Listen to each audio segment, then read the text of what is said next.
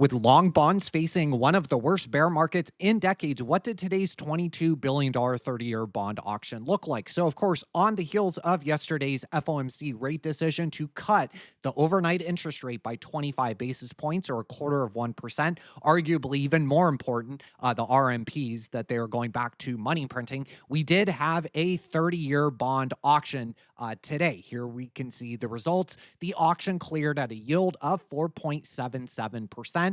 We did get a stop through ever so slightly, zero point 0.1 basis points. That is the first going back to September. Remember, that means that the US Treasury was able to sell the bond at a slightly higher price or lower yield. They are inversely correlated with each other with a bond. They were able to sell at a slight premium, lower interest rate due to that strong demand. Now, the bid to cover 2.36, that is right in line with the 6 auction average, but of course below the bid to cover that we generally see at the short end of the yield curve, much higher, 2.5, 2.6. Remember, that is the total number of bids divided by the total amount of supply. In this case, with this particular auction, we were selling 22 billion, very, very small amount. This is activist treasury issuance that started under the prior administration. One way to artificially suppress interest rates at the long end is to just reduce the amount of supply. That means higher bond price if the demand stays constant, and it has relatively from pension funds and insurance funds that have to match a long-term liability to a long-term asset. They are always going to buy this stuff. So if demand stays constant and you reduce the amount of these bonds that you are selling, that is going to boost the price and artificially suppress the yield by about 50 basis points on the 10-year. That is known as activist treasury issuance. It started under the last administration, and of course, we can see it continuing under this administration, even though Secretary Scott Bessent was a vocal critic of that approach. The Fed made no bids on this 30-year bond auction. Remember, they are trying to shift away from purchasing long bonds and longer duration securities, much more towards shorter security to match the profile of the outstanding debt. So they are trying to shift, just as we have shifted into more bills, the Fed is trying to shift more into bills to try to match the duration there.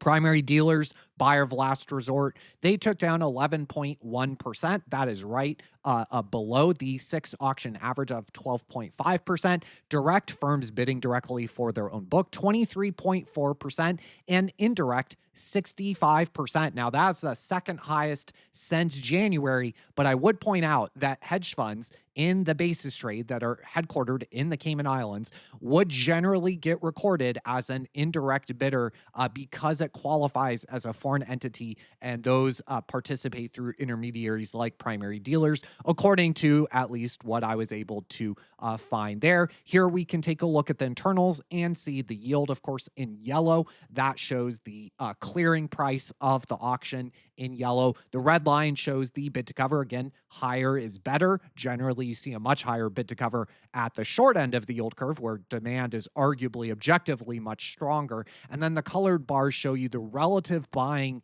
share of that 22 billion that we sold. What percentage was bought by each of the individual buying groups, and you can see that reflected in the colored bars. Andy Constant gave this one a B. And again, this is in the midst of kind of a global rout when it comes to duration. So Zero Hedge termed this the duration death match. And, you know, long bonds all over the world have been facing one of the worst bear markets in decades. Remember, the bond price is inverse to the yield. So as these yields are going higher on, say, the German 30-year Bund yield, the French OAT 30-year, Great Britain, Japan, US, all of these yields are going up and to the right. Well, again, remember what that means is that the bond price is going down. They are inversely correlated with each other. As you have a rising yield, you have a fall in the bond price. And we're going to get into a chart in a second here that is pretty brutal. Should scare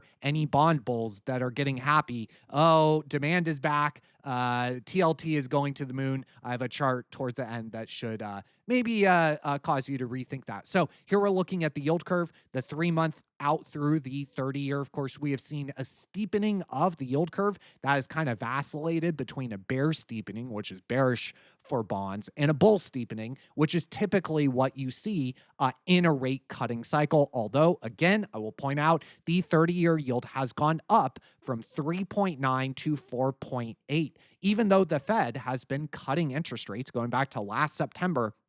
The 30-year interest rate has actually gone up. There's nowhere still to this day, still nowhere on the yield curve where you can issue debt that is below the interest rate on the marketable debt. Right now, that is 3.3%. So if you look at the debt outstanding, the marketable debt outstanding, the average interest rate there is 3.3%. Here is the game. So just to speak a bit on a personal level, yesterday was honestly pretty depressing. So a lot of people, I was going through the comments of the video from this morning, a lot of people were expressing that sort of sentiment. And I just want to make a note that I was feeling that way as well, watching that, even though objectively I make all these YouTube videos, I speak on spaces on X all the time, right? And I give my objective comments. I saw this coming. I said this is going to be what would happen: fiscal dominance, financial repression, run it hot, higher inflation, asset purchases, RMPs,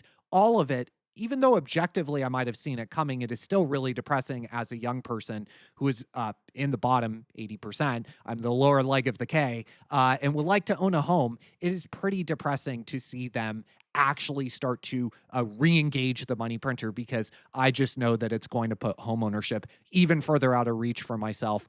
It is quite depressing. I'm right there with you guys. Everyone that shared that sentiment, I'm right there with you. But this is the game right here. So they're trying to get the interest rate on the debt below the nominal growth rate. That is really the entire game. Now, there's also negative real rates, which is where the interest rate is below inflation. That is a related concept, but here is really what matters.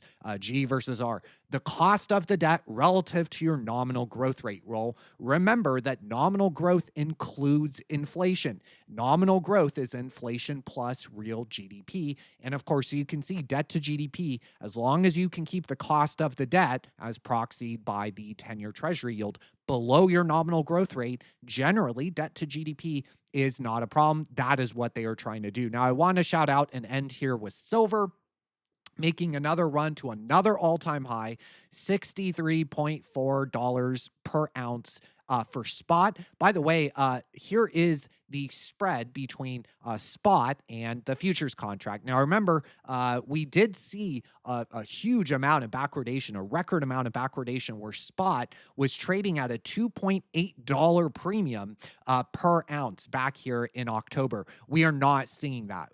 We are seeing no evidence of that sort of imminent sort of supply crunch that we were seeing, where spot traded at a huge premium back there in October. We are not seeing any evidence of that. And here's the chart. So if you're if you're a holder of TLT and you're celebrating the relatively decent auction that we had today, I would just show you this chart. This is TLT divided by gold and is adjusted for dividends. So the interest rate that you get on your long bond is included in the performance of this TLT divided by gold chart. And you can see that this is kind of mathematically what must happen due to the debt and the fiscal picture.